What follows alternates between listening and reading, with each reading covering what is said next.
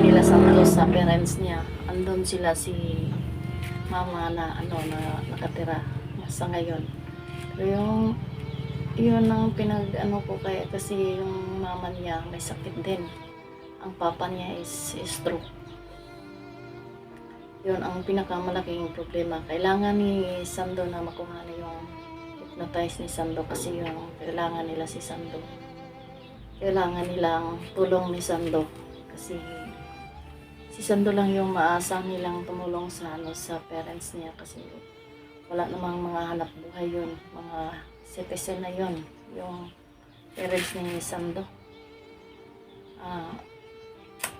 Ano ng mga problema ni Sando, marami ng mga problema tungkol pa sa kanyang pamilya.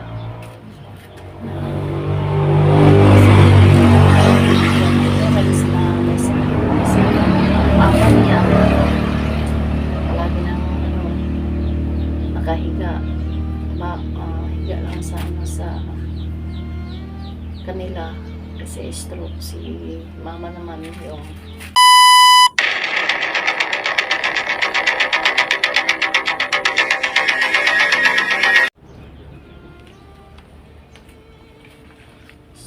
so tuloy tayo sa pag-usap about kay Sando, no? Sa totoong buhay ni Sando.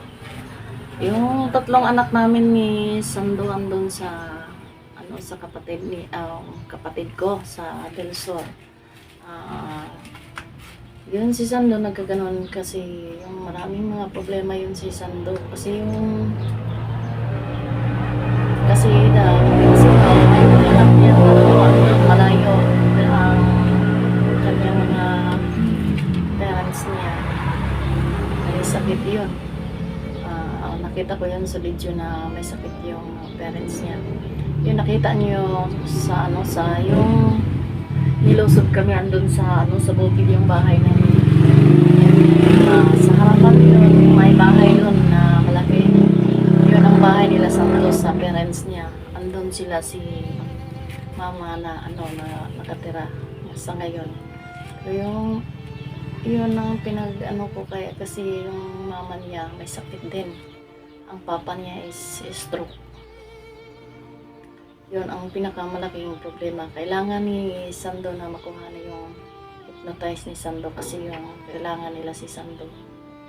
Kailangan nilang tulong ni Sando kasi si Sando lang yung maasa nilang tumulong sa parents niya kasi wala namang mga hanap buhay yun, mga citizen na yun, yung parents ni Sando. Ano ng mga problema ni Sando, marami ng mga problema tungkol pa sa kanyang pamilya.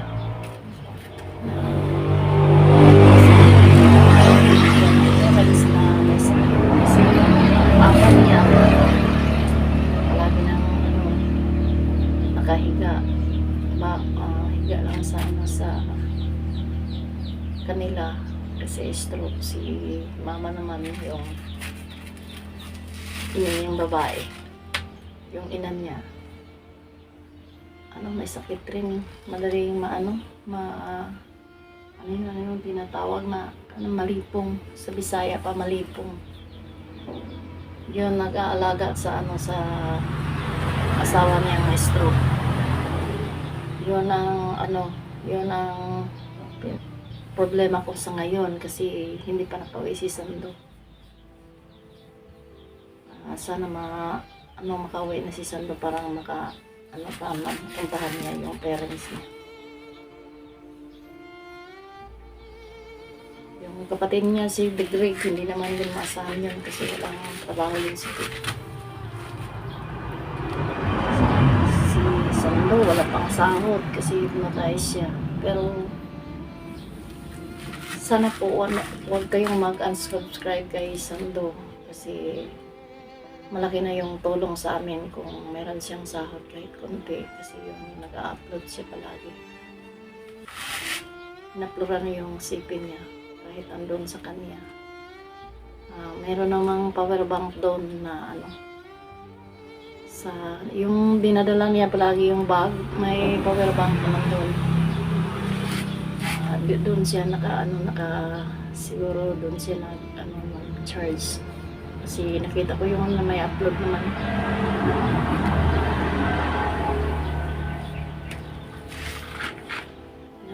Yung tatlong anak namin, yung nakita niya sa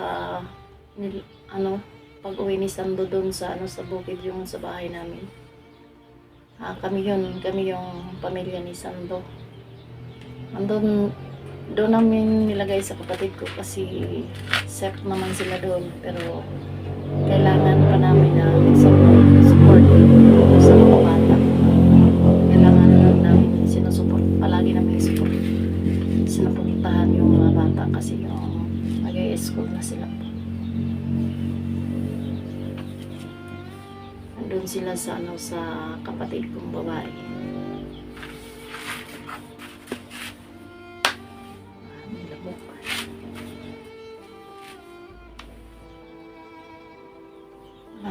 Sana po wag kayong mag-unsubscribe kay Sando. Unsubscribe kay Sando. Sa akin po, sana po maunawaan niyo ako sa sinasabi ko ngayon na tungkol kay Sando. Yung totoong buhay namin ni Sando is malaking sa mataas yung posisyon sa aming pagsasama ni Sando kasi yun pag ni Sando uwi sa bahay, mga ilang buwan lang nagkahiwalay rin kami kasi yung totoong buhay na nagkahiwalay kami pero babalik din.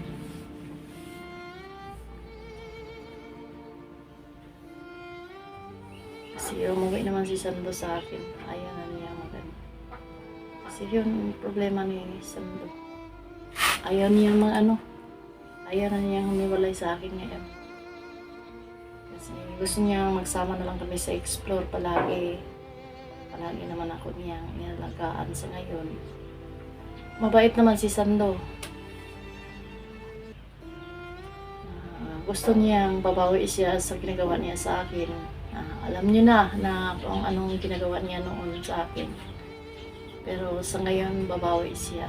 Inalagaan niya ako pag pero wala pa siya dito na ganit mo tayo pero pag uwi doon aalagaan na naman niya ka.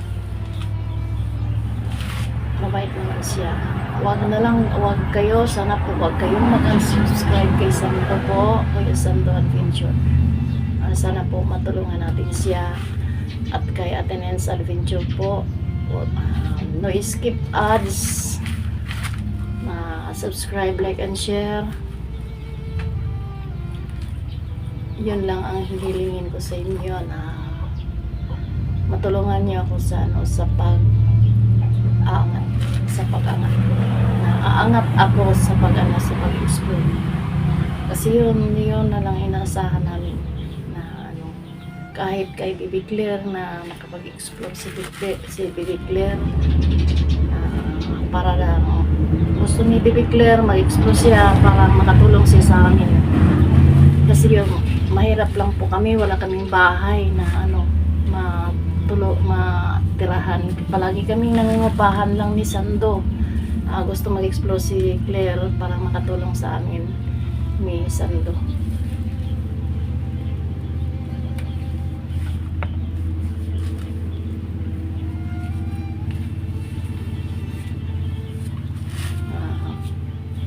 Sana po may makatulong kay Claire na magkasipi si Claire para makapag-explore si Claire.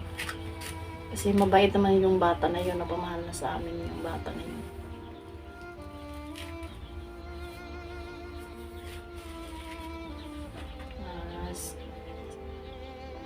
Sa ngayon, bihag si Claire, pero gagawa naman yun ng pero kayang-kaya niya yun. Sanay siya sa gubat si Claire. Si Claire yung kalaban ni Sando noon sa Isla Boreas po. kayang-kaya ni Claire yun, kunin yung kwintas ni Sando. Gagawa siya ng paraan na yun. Ang sabi sa kapit, gagawa ko ng paraan na yun na makuha yung kwintas ni Tatay Sando. Sa tatay yung tinatawag niya kay Sando. Gagawa siya ng paraan para babalik sa dating anyo, dating si Sando. Parang makauwi na dito sa amin, parang buo na kami. Sasama na kaming tatlo sa pag-explore. Yun nakita ko din sa sa video ni Jigo. Kasi hindi ako nakapag-explore kasi masakit pa yung katawan ko. Nakita ko yun sa explore ni Jigo, nagkasagupa sila ni Sando kahapon. Yun, tingnan ko yun lahat yung video niya mamaya. Kung saan yung location, hindi pa kami nakita ni Jigo. Kailangan namin magkita ni Jigo kung saan ngayon si Jigo. Jigo, pag makita mo yung live, yung ko ngayon, pag ma-upload ko ito, kailangan natin magkita, Jigo. Kasi ikaw yung nakaalam kung saan location ni Sando, nagkasagupa kayo kahapon. Baka nga, andun kami sa basta, tingnan ko na lang sa video niya kung saan banda yung location. Kailangan namin puntahan niya. Para matagpuan namin yun kung saan si Sando at saka si Claire.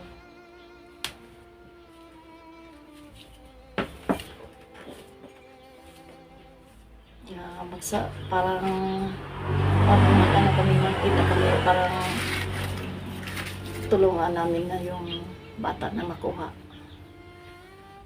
Parang kami na magsanib kung anong dapat namin gawin na makuha si Claire at saka yung kwintas ni Sando. Parang mawala na yung kademonyuhan ni Sando.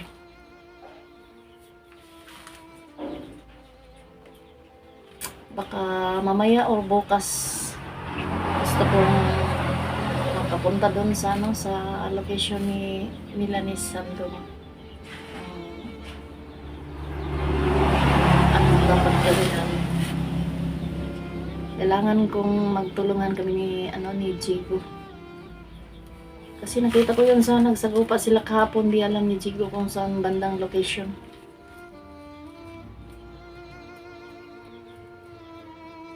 Malapit na niya makuha si Claire. Kasi pero nakita lang ni Sando. Biglang tumakbo si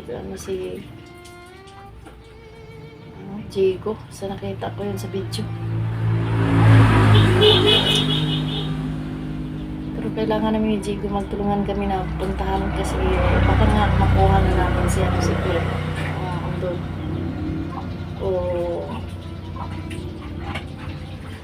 Buti na lang kung hindi pa nagpunta si Sando sa iba namang bundok. Pag andun pa sa location na pinuntahan ni Jigo kahapon, makita namin. Pero pag dinala na naman sa ibang bungtod, ibang bundok, hahanapin pa namin. Sana po maunawaan yung mga salita ko dito kasi yun ang totoong buhay namin. Kailangan kong mag-cut off muna kasi maghanap pa ako ng paraan kung mamaya mag-explore kami o bukas. Sana po. God bless po.